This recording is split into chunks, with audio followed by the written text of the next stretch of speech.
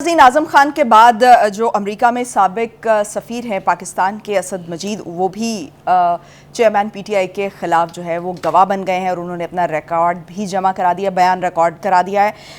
असद मजीद ने अपने बयान में ये कहा है कि मेरे साइफ़र में धमकी और साजिश का लफ्ज़ सिरे से ही मौजूद नहीं था। साजिश और धमकी जैसे बेमानी यहाँ की जो सियासी क़यादत है उसने ख़ुद ये लफ्ज़ जो हैं वो अख़ज़ किए हैं। बुखारी साहब, सबसे पहले तो इससे पहले जब आज़म खान के बारे में बात हो रही थी तो जो खान साहब हैं उन्होंने कहा था कि जब ये आज़म खान के मुतालिक बातें रिपोर्ट हो रही थी तो ये कहा जा रहा था कि जो खान साहब हैं उन्होंने कहा है कि आज़म खान जो है बड़े ईमानदार आदमी हैं, उनसे जब तक मैं ख़ुद नहीं सुन लेता तब तक जो है वो मैं यकीन नहीं करूँगा। लेकिन अब तो बयानात भी रिकॉर्ड हो गए हैं, तो क्या देखते हैं कि अब उनको यकीन आ जाएगा कि ये बयानात अब रिकॉर्ड हो चुके हैं? देखिए, जुर्म करने वाले को यकीन आने ना आने से कोई फ़र्क नहीं पड़ता। जिसने जुर्म किया है उसको उसकी सज़ा भुगतनी है।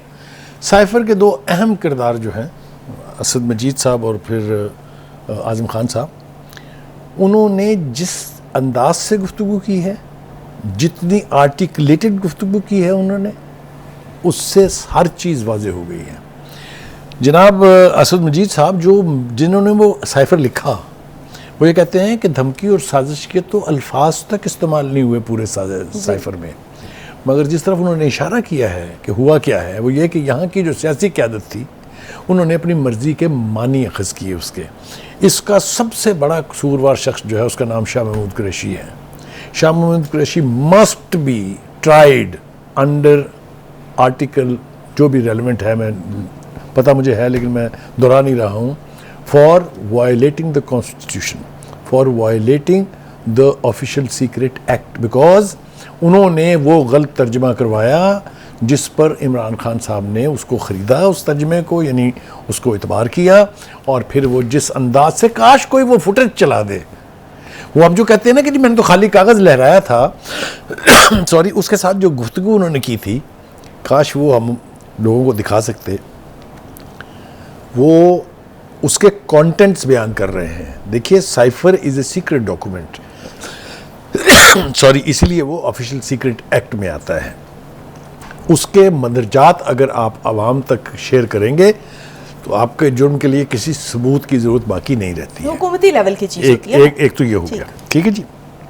मैं समझता हूँ कि असद मजीद और आज़म खान के जो बयानात हैं वो इमरान खान साहब के ख़िलाफ़ ओपन चार्जशीट है, और उसके जो कंटेंट्स हैं चार्जशीट के, देर अनडिनाएबल। आप अब उसे किसी अदालत में किसी वकील की हुनरमंदी से उसको गलत साबित नहीं कर सकते।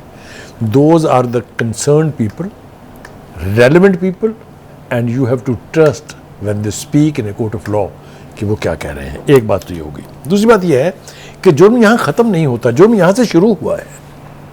इसके बाद में देखिए रोल असद कैसर का, और वो कासिम सूरी साहब, पता नहीं सूरी ख़ानदान से उनका कोई ताल्लुक है या नहीं है, वो उन्होंने कैसे एक्ट किया। उन्होंने 2 सेकंड नहीं लगाए असेंबली तोड़ते हुए, और जो उन्होंने तकरीरें की थी उस वक्त, ख़ास तौर से सूरी साहब ने, वो उसका बस सिर्फ हवाला दिया जा सकता है, उसके कंटेंट बयान नहीं हो सकते हैं। वो अपनी वफादारी के चक्कर में, trying to be more loyal than the king, उन्होंने क्या कुछ कहा, उनको भी कीमत चुकानी पड़ेगी। ये मैं आज अब ज़िम्मेदारी से इस प्रोग्राम में कह रहा हूँ। कासिम सूरी साहब जो हैं वो इस इत्मीनान से ना बैठें कि उनको किसी ने नहीं पूछना है, उनकी बारी आनी है। एक हो गया। अब आ जाइए जनाब, इसके बारे में जो मज़ीद गुफ्तगू करना ज़रूरी है वो ये कि असद मजीद साहब ये कहते हैं कि जो कुछ भी यहाँ उस साइफ़र के साथ किया गया, उसने पाकिस्तान के डिप्लोमेटिक कम्युनिकेशन सिस्टम को बर्बाद करके रख दिया है। No one will trust you now.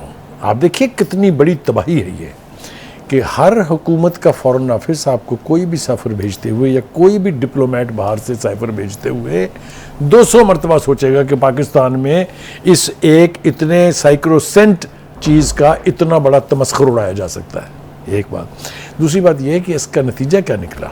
इसका नतीजा ये निकला कि एक सुपर पावर के साथ जो हमारे 70 साल पुराने इत्तेहादी हैं, उनके साथ ताल्लुकात के अंदर जो बिगाड़ आया, बात तो बहुत बिगड़ जाती ना अगर अगले वालों ने फौरी तौर पे संभाल ना ली होती।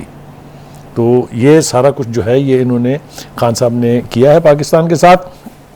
असद मजीद साहब उसकी तफसील मजीद बताते हैं। वो ये कहते हैं कि एक तो ये कि ये नहीं कि वो अचानक मेरे पास आए और उन्होंने कहा बात करो अपने प्राइम मिनिस्टर को। वो कहते हैं मुलाकात पहले से तय थी। इसके अंदर एक और डिप्लोमेट भी उनके साथ जो जूनियर लेवल का मौजूद था जी। और जो गुफ्तगू हुई उस पर मबनी साइफर को अगर इजाज़त हो कि ओपन कर दिया जाए तो वो कहते हैं कि वो कुछ नहीं है इसमें जो शाह महमूद कुरैशी साहब ने अख़ज़ किया, जो इमरान खान साहब ने तस्लीम करके उसको आगे बढ़ाया और पूरी एक कैंपेन बिल्ड की। इसमें सबूत की एक और वजह से भी ज़रूरत नहीं है उज़मा, आप देखिए जिन्होंने ये लहराया था उन्होंने बाद में ये कहा कि that is behind our back, हमारे तो तल्लुकात बहुत अच्छे होने चाहिए उनके साथ। फिर उनके डिप्लोमेट्स के साथ बैठ बैठ के आपकी पूरी लीडरशिप ने मीटिंग्स की। खुद खान साहब भी अमेरिकन एम्बेसडरों से मिलते रहे हैं, वो अब तफसीलें उसके बाद मिलते रहे, तफसीलात सामने आ रही हैं, ये सब कुछ हमको पता चल रहा है। तो having said that, Azam Khan साहब ने इसकी दूसरी डायमेंशन भी बताई है। उन्होंने ये कहा कि ये ड्रामा सारा घड़ा इसलिए गया, जिसके ऑथर जो है मकामी तौर पर शाह महमूद कुरैशी थे, कि जो अदम एतमाद की तहरीक है उससे बचने के लिए उसे अपोजिशन के ख़िलाफ़ इस्तेमाल किया जाए। ये वो तफसील के साथ बयान कर रहे हैं और वो ये कहते हैं कि पीटीआई का मंशा ये था कि फ़ौज को इसमें टारगेट किया जाए और उसको मुलव्वस किया जाए कि जी वो भी शामिल है इस साजिश में। आपको याद है ना कि बाद में नाम ले के भी खान साहब ने कहा है ना ये कि वो जिन्होंने ये बुत तराशे थे, वो किसी ने शेर खूब कहा है कि जिन पत्थरों को हमने अता की थी धड़कनें, जब बोलने लगे तो हम ही पर बरस पड़े। तो जब इन्होंने मोहसिन कुशी जो है उसका मुजाहरा करते हुए जनरल बाजवा, जनरल फैज़ हमीद की ऊपर मलबा डालने की कोशिश की थी, वो सबके सामने है।